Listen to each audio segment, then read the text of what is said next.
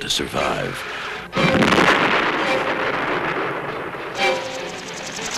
On the streets of New York, the choice is the same.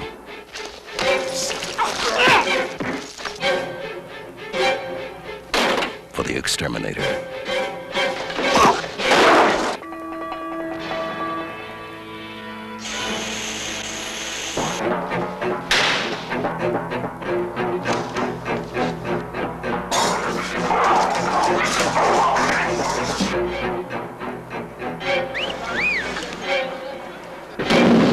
The search is on.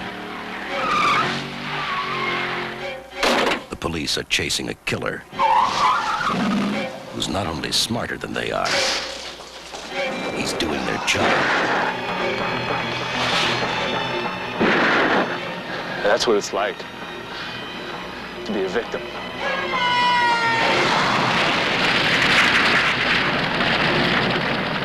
The Exterminator, the man they pushed too far. In today's episode, we're going to talk about a classic from 1980. I call it a classic. It's The Exterminator. 1 hour and 44-minute action crime, released September 19th, 1980 in the USA. Storyline: a man's best friend is killed on the streets of New York City. The man, Robert Ginty, then transforms into a violent killer, turning New York City into a great war zone, and Christopher George is the only one to stop him. Directed by James Glickenhaus. Written by James Glickenhaus. Here's the cast. Christopher George as Detective James Dalton. Samantha Eggar as Dr. Megan Stewart. Robert Ginty as John Eastland. Steve James as Michael Jefferson. And Tony Diamandito as the Chicken Pimp. And the cast goes on. Now, there is a special appearance by the one and only Irwin Keyes. He was Bobby.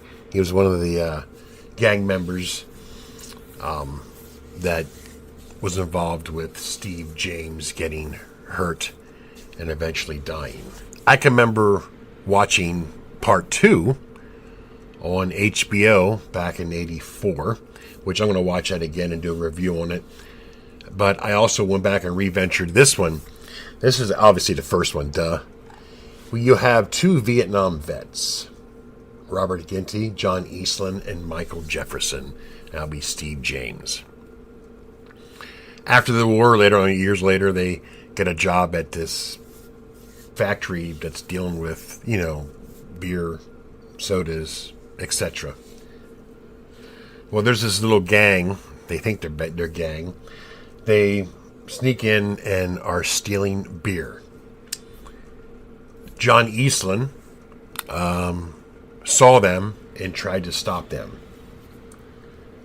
Well, they ganged up on them, and then Steve James, Michael Jefferson, comes to the rescue.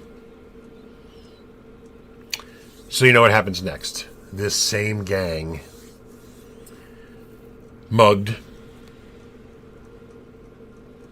Michael Jefferson, and he took like a 3-pronged rake and crippled him, and broke his neck. So now he's in a hospital. He wasn't dead, but he's in a hospital. Now Christopher George lost his shit. So now it's kind of like that Death Wish feel.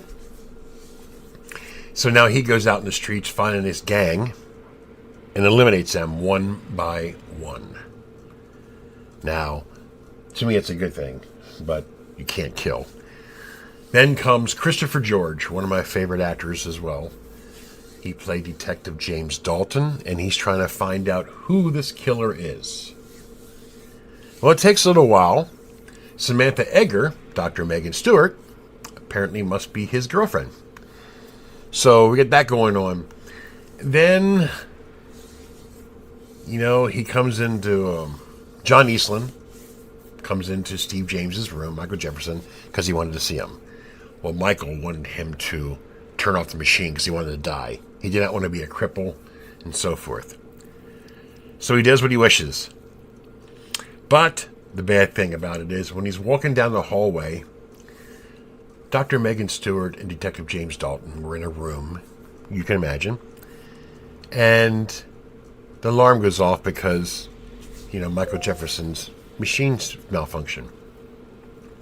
That's where he got caught. That's where they figured out who the Exterminator was. So that being said, Robert Ginty, John Eastland, asked to meet with Detective James Dalton, Christopher George. But the military, the CIA, supposedly, wanted Eastland dead because he's killing the bad people. People are losing money, and it will hurt the so-called election. And this movie ended weird. It really did, because I wasn't expecting Detective James Dalton getting shot and killed. They also shot John Eastland before he jumped into the water. Now, mind you, Detective James Dalton realized that John Eastland isn't a bad person. He's going to take out the trash. And when he got shot, he told John to go. Get out of here. Well, he jumps in the water after he got shot, and that's how the movie ends. So you can imagine part 2 is coming up, which we'll talk about that also when I get to watch it again to get a refresher on that movie. So that being said, this is an early 80s, late 70s action film, and you can tell.